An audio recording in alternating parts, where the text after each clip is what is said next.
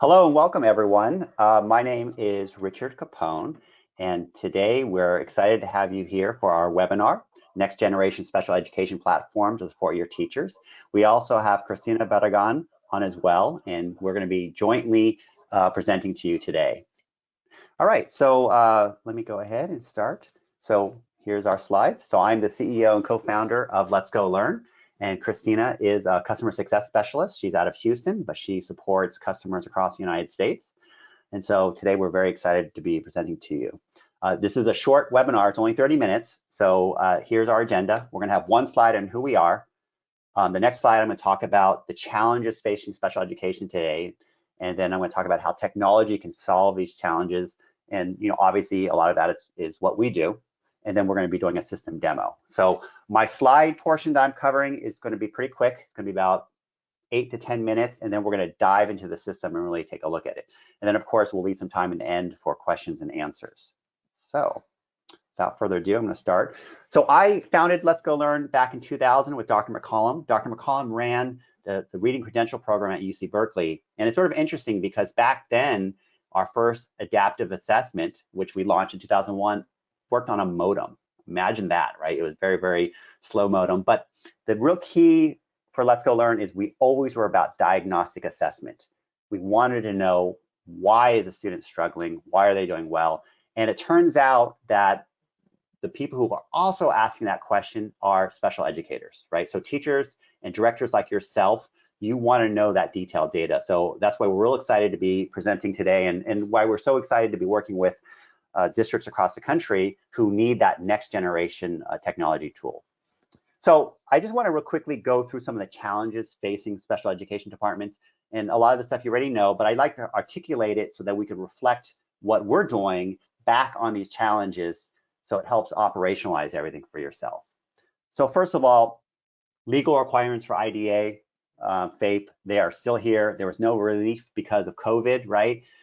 So we have to be able to address those. So we're going to be talking about that. The next big thing is teacher shortages are widespread. So what's happening is it requires you to onboard more quickly. You have to be able to train teachers. And unfortunately, a lot of times teachers may not have gone through as much training, right? So sometimes there's even a temporary certification. And so this is a huge issue, and we're going to try to address this as well. The next thing is online assessments. Most online assessments that are adopted by districts, we find, have been adopted by the general education department. Now, this is a problem because when your CNI says, hey, we're going to be using this assessment and everyone has to use it, it becomes a little bit of a challenge for the special education department because you need different type of data. So a lot of our customers maybe are using IWA, iReady, or STAR, or some of these assessments that are more general ed, but we're going to talk about how we can overcome that challenge, right? And one of the difficulties, of course, is that how do we connect other data to this baseline data, which may not necessarily be as granular as you need it. All right, the next thing that's a challenge is IEP writing is very laborious and requires a lot of expertise. And getting back to the whole idea of teacher shortages or not having enough experienced teachers, how do we make this process a little bit more easy to execute? And this ties directly into goal setting. Right? Goal setting is very difficult because it assumes you have good data, you've got present levels, and sometimes it's very difficult. So I'd say, that's another big challenge. The last one I want to talk about is also the continuity between general CNI intervention and special education. So again, this is a big challenge, and we have a lot of school districts across the country who are figuring out how to address this challenge. But these are some of the ones that I think are really, really some of the major challenges today. And so we're going to be talking about these. All right. I don't want to be all negative. There are some positive factors. I wanted to start off just by mentioning a few things. And this is really interesting. I think one of the big positive factors is today there's lots of cloud-based tools. I've talked to districts, special ed departments who don't have their own intranet, right? Now this may, and maybe you don't, this may seem sort of strange, right? But nowadays there are so many cloud-based tools, intranets, data repositories. So it's a lot easier to get organized. And so I think it's a really important factor to point out, because if you are on this webinar today, you're probably looking to make change. How can I improve stuff? Well, take advantage of these tools that are out there. I know internally, It's helped us just as an organization grow because we have all these new tools to use. It helps us get organized. Being able to define workflows, diagram them out, automate onboarding, especially when you have a lot of new teachers coming in or you have existing teachers you need to support. It's all about, at the end of the day, how do you cut down on time so that people aren't wasting their time, they're more efficient. But there's a lot of great tools. And this isn't independent of us, right? But it works in conjunction with us because our tools help improve workflows, but you need to document those new workflows. The other thing here is technology is a lot more advanced today. So this is important to realize that you don't have to settle for all the online assessments are out today. There's next generation tools like ours that you can adopt. And the thing about adopting a new assessment is it's easier for people. You may say, well, I don't want to go through an adoption of a new assessment, but you know what? Technology can be adopted faster today because people are used to it. So on a positive level, most teachers have used online tools. And so we don't have to have this whole discussion of how do I log in, right? So we're actually have evolved, right? The other point I want to point out too is gap focused SDI today is very, very good. I think a lot of people are used to, they think of online learning as just a course that's been thrown online, but that's not the case. Nowadays, the next generation of computer-based SDI is that it's completely tailored to your students. And so this is something to understand. Technology has really evolved and we have to embrace that. The final thing I just want to point out to a positive factor, just for us to keep positive, is everyone is using technology in everyday life, right? So technology can be adopted more quickly.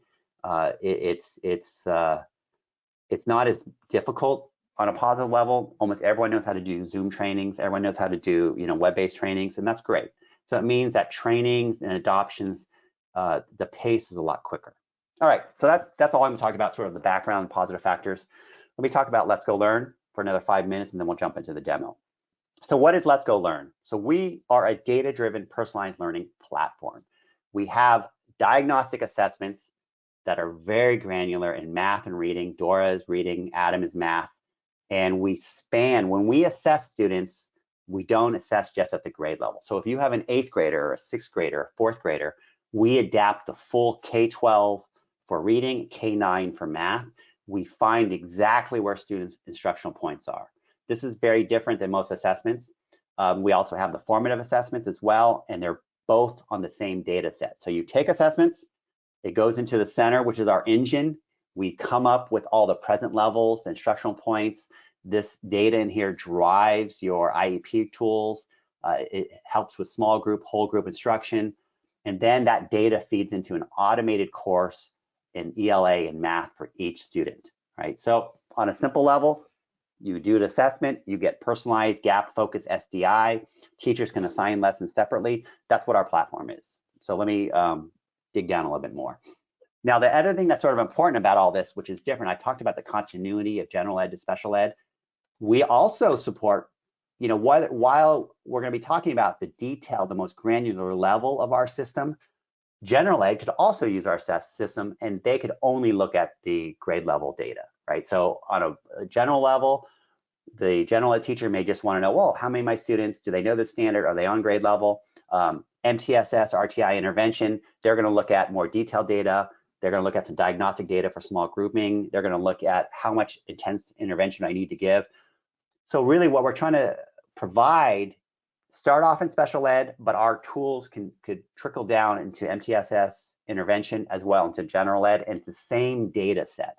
And what's nice about this is if everyone is using the same assessment, the same data set, it makes communications easier, right? And that's really a huge competitive advantage, a huge advantage for you as a tool organization to be using a tool like this.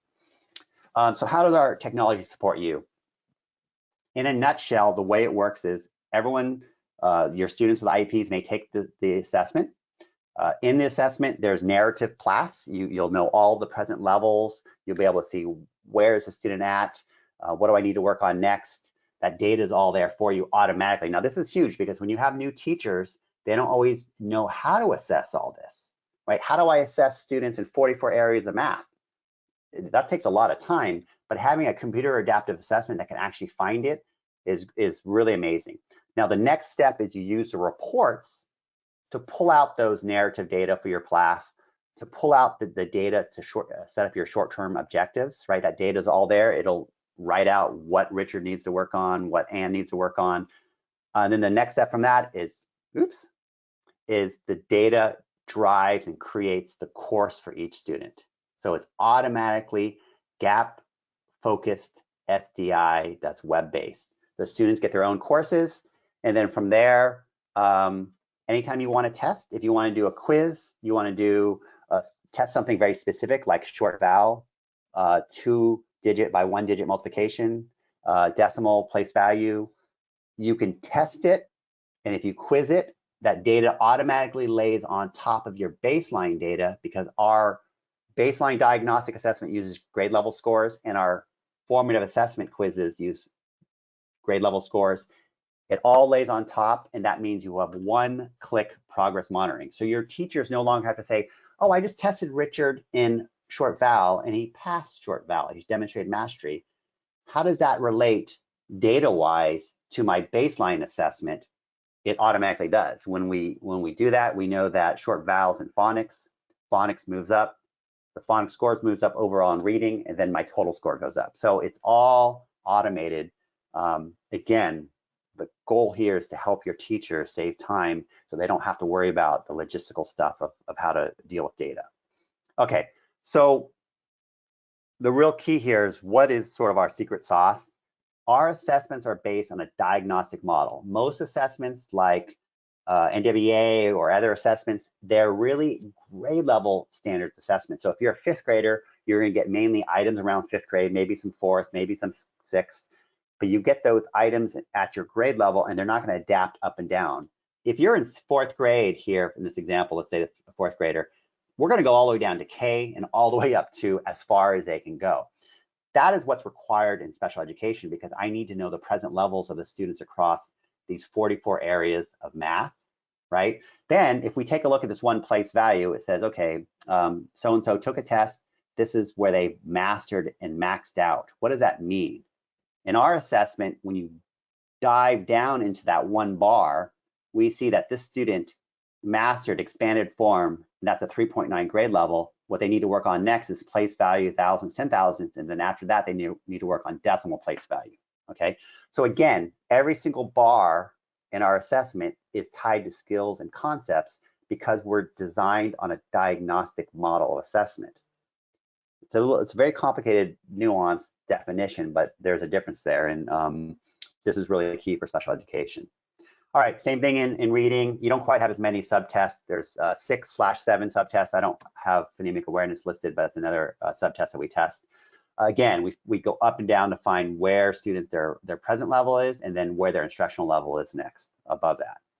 Okay, so hopefully that makes sense. You're going to see this in action. Right now I'm sort of showing you the conceptual idea of it, but once you see it, you'll be able to sort of understand what we're talking about. Okay, so just sort of in summary, you know, by having all this assessment, it's going to give you automatic compliance, because you know, your progress monitoring is automatic. You don't have to worry about calculating those scores. You don't have to do a full assessment to progress monitor. You can do a baseline test and a bunch of quizzes. You know, we have all this narrative-based data for writing your class or writing goals. And so all of this stuff together is allowing you to just really hit all these bullet points of difficulties that new teachers or teachers with high caseloads have to deal with and execute. Of course, the other piece of it here, I just mentioned a couple things, is ESY. When you have a gap-focused SDI, it's great for ESY compliance or providing, you know, intervention in the summer, or it could even be during the year, of course. All right, I know I went pretty fast, but that's sort of it in a nutshell. Actually, I'm sorry, there's one more thing I want to cover. Let me talk a little bit about the instruction we have. Okay, so after you have the assessment, it then creates that course in ELA and math for each student. So I have 2 slides on this. This is the model under which we operate, right? If you want to have really good SDI, that's computer-based, to optimize learning, there's 3 factors you need to think about. One is engagement, the other one is cognitive load, and the last one is motivation. How does your instruction hit all 3 of these areas? And that's what we do, okay? I'm just gonna skip back this slide. So this is our approach. First of all, each student gets a unique learning path based on the diagnostic assessment. if you have an 8th grader and you could go down to K, go down to 1, go down to 3, go down to 5, different points, you identify their present level and their instructional point, that reduces cognitive load because I'm now giving students lessons at the right point. Really, really important. That's the first thing we do. The next thing is lessons are culturally relevant, right? When you have diverse lessons, it helps motivate students, it increases engagement and inclusiveness, so that's really important. So we check those 2 boxes there. We use music in all our songs. So first we do an explicit lesson, then we have a song to sort of reinforce that. Music, we know, really helps activate the brain. It reduces cognitive load, improves motivation, increases engagement, inclusiveness. Today, students are used to having music throughout their life, especially because of phones and the internet. So that's really important. The next thing is voice stress and intonation. This is really important. If you can hear someone talking about, let's talk about rise over run, that really helps when you see a visual graph as well, showing that. So having an author with really good intonation is really important. Again, that reduces the cognitive load as you're learning lessons. The next piece is multiple modes of learning in the user interface. So we have great animations, we have everything coming together. Again, that's going to reduce cognitive load and increases engagement. So students, you don't want someone to fall asleep and be bored, right? If you're just watching a teacher on a whiteboard doing a lesson or a video, it's hard to do a lot of those lessons, especially if you're at-risk student. Finally, there's gamification. Improves motivation, increases engagement. You can earn badges, you get points, and so we know from research-based studies that gamification is really important. So those are all the features that our EDGE, which is our instruction, includes.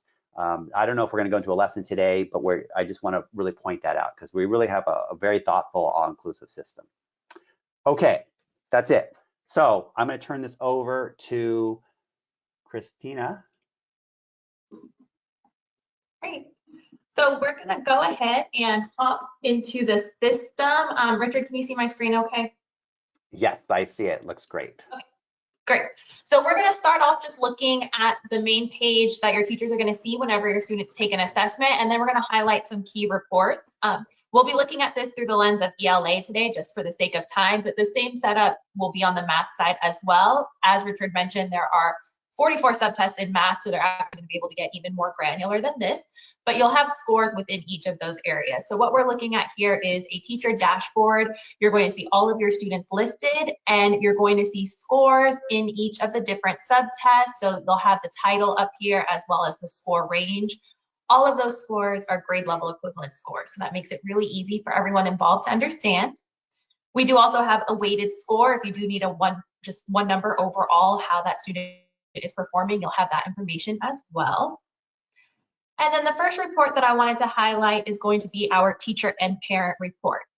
This report is a favorite among teachers because it really allows you to have a meaningful conversation with parents regarding where their students are. So you're going to, at a glance, you'll notice checks and X's down the left side. So within each subtest, it's going to show you a check if that student is on or above grade level in that area, or an X if they're a quarter of a year or more below grade level. You'll see all their scores down the right side of the page.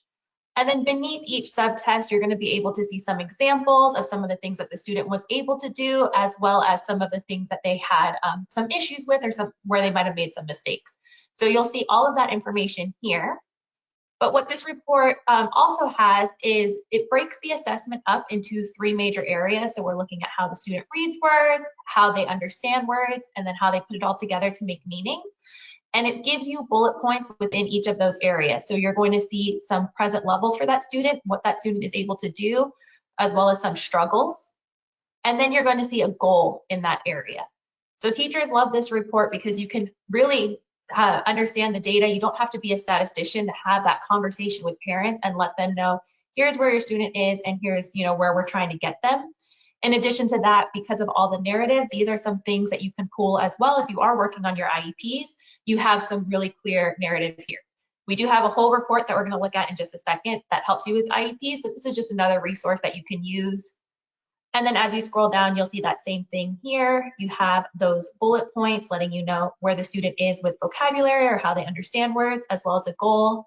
And then of course, comprehension, that's always a big area that we're working on. You'll see some of those strengths and weaknesses and a goal provided.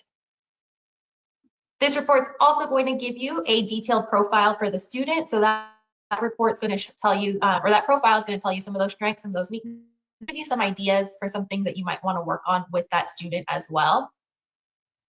And then as we go down, you get a breakout of all of those phonics principles. So if there's anything there that they're struggling with, you can see very clearly what they need to work on. And report, you have the option to include recommended activities, which is another great way that you can support parents. You can use these activities. These are designed to be done off of our platform, but they're really easy to implement with resources you already have in the classroom, whether it be the book that you're reading in small group, post-it notes, index cards, just really simple things that you can take and implement these activities with little prep. They'll have their personalized course online through Edge, but this is just additional resources that you might want to try with them. So this report is just a really nice report that goes over a lot of information and again makes it really easy to have those conversations with parents where you're trying to explain where their students are. And again, those are grade level scores, which makes it easy for everyone involved to understand. And then the next report that I wanted to look at is our special education report. This report is designed to help your teachers write IEPs. So, you know, when Richard's talking about having a system for training new teachers, we support with that. But in addition to that, this report makes it really easy. That first time they're writing an IEP, it takes out the guesswork and it's going to show them exactly where the students are and how they can help them moving forward. So you'll notice here you have your students' information. All of these boxes can be copied. So if you're working on that IEP, you have your planning document open, you can always transfer over the information quickly. Then over here, you're going to have your summary of scores. This is really important when they're working on your IEPs. If you don't know where your students are starting the year, it's very hard to set goals for them. So this is all of your baseline data here. You have all of this numeric data, again, that you can copy and transfer over to your other documents. So we can see how the students scored within each of those specific subtests. And then from here, you can actually decide which area you want to work on. So in this case, if I want to work on phonics with this student, I can come down here and select that strand. So if this is where I want to set goals for that student, I can click on phonics. And you'll notice right here, it defaults to their present level. Again, knowing where they are so that you can plan and set goals for them moving forward. So here I see that Helen can read some words with vowel digraphs. I have that grade level score. I also have the standard. So she's currently performing at this 3rd grade standard, but on the far right, I have that 5th grade standard that she should be working towards. So we go ahead and align those for you. In addition to having the standard codes here, you can click over here on the right and look up any one of those standards. And again, copy those if you need them. Now, once we know her starting point, we can go in and set goals. So if I wanted to set, let's say 3 goals for that student, I can click refresh. And now I see the next 3 steps. So I know she started the year at a 3.17. Maybe by the end of the year, my goal is going to be to get her to this 4.17. Again, you can set more or less skills here when on this drop down, so that way you can decide how ambitious you're trying to be. But you have your end goal, and then if you look here, you're going to see all of the skills that are going to build up to that guesswork. Your teacher, if I need to get her. Christina, I could hear you now. I think it's working. Okay. I think GoToWebinar might have had a hiccup. Okay, great. What I was saying was about these skills. Your instructional skills are up here, so that's going to lay that out for your teacher. You can clearly see what to work on. And then you have a really detailed profile as well. So this is a really rich paragraph that gives you the narrative. So you have your numeric data up here, and then you have narrative present level down below. Again, this is going to have the student's name already in there. You can easily copy that information and add your own observations or your other data points that you might have. And then as the student is working in Edge, you're going to be able to track all of those interventions down below. So not only are you finding starting points, next steps, but you're also going to be able to track that SDI all in one report.